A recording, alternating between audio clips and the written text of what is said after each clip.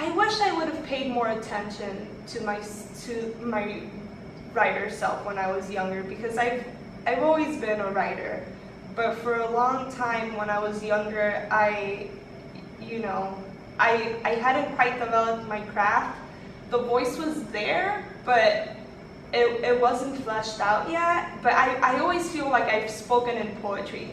That's always been my language. And so in senior year of high school, I had this literature professor, Eric Ritchie, who inspired me beyond belief and still inspires me. We still keep in contact. And I remember, trying to decide what I was going to do when I went away for college. And I remember that point of decision when I said I'm going to do writing, and even if I can't make a living, even if I can't make money to afford a living, I'll be doing my passion, so I'll make a living out of that. And just seeing him, he was an English teacher at Hialeah High School, which is where I attended, huge public high school, and he was so fulfilled by his career and by his life. And whether or not he was, had the wealth that he hoped for, he was wealthy in like that passion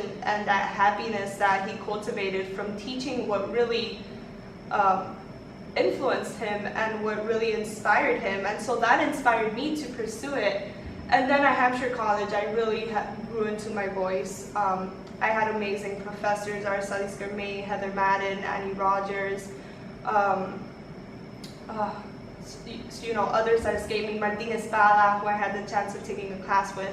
And I remember walking into Poetry and the Political Imagination, which was a course by Mireidys Garcia, and that really, just walking in that room and learning about political poetry and nonfiction poetry, and knowing that I had walked into sort of like the family of where my poems belonged, and knowing that that's the type of writing I wanted to pursue, really rooted in nonfiction, and really rooted in these oral stories that we tell or don't tell, that are sometimes silenced, and it's really important to bring them to light, I feel. And my poetry is still, I'm still growing into my voice, and it's often changing and wrestling with itself. But yeah, I'm so happy I've continued with it. And whether or not I'm now studying publishing, so whether or not I take a break from writing or take a break from poetry, I